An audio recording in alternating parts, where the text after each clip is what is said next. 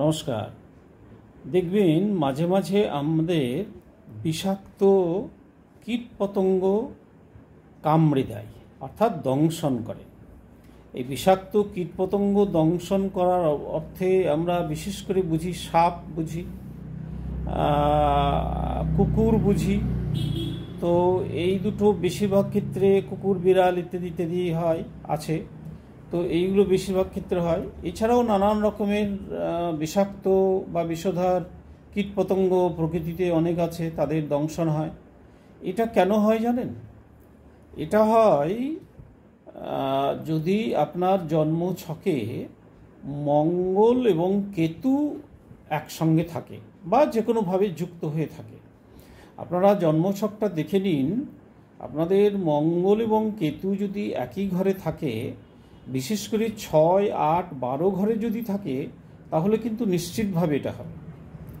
আরও বিশেষভাবে বললে পরে 12 ঘরে এবং 8ম ঘরে, দ্বাদশ ঘরে যদি থাকে, তাহলে কুকুর, বিড়াল, সাপ এগুলো দংশন করতে পারে। আবার 8ম ঘরে থাকলেও এগুলো দংশন করতে পারে, 6ষ্ঠভাবে থাকলেও দংশন করতে পারে, বা অন্যভাবে থাকলেও কিন্তু, অন্য ঘরে থাকলেও কিন্তু দংশন হবে, কেতু এবং মঙ্গলের যোগ যদি ঘটে থাকে। এই কেতু মঙ্গলের যোগটা কখন আপনাকে কামড়াবে, এরও একটা সময় আপনি পেয়ে যাবেন কখন কামড়াবে। ধরুন আপনার জন্মছকে মঙ্গল এবং কেতুর যোগ আছে। এই মঙ্গল এবং কেতুকে যখন কেতু আবার ওই গোচরকালে ধরে ফেলবে, তখন কিন্তু, অর্থাৎ ওই সময়ে কিন্তু আপনার ওই ঘটনাটা ঘটে যাবে।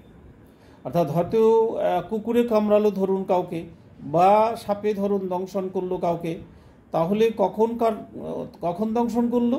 যখন আপনার ওই কেতু মঙ্গল যোগের সঙ্গে গোচরে ঘুরতে ঘুরতে কেতু যুক্ত হয়ে গেল, তখন কিন্তু এই ঘটনাটা আবার ঘটবে বা ঘটল। সুতরাং কেতু মঙ্গল যোগ থাকলে একটু সাবধানে থাকবেন, একটু সতর্ক থাকবেন। এই সতর্কতা থাকলে একটু ওদের থেকে আপনি মুক্তি পেতে পারবেন।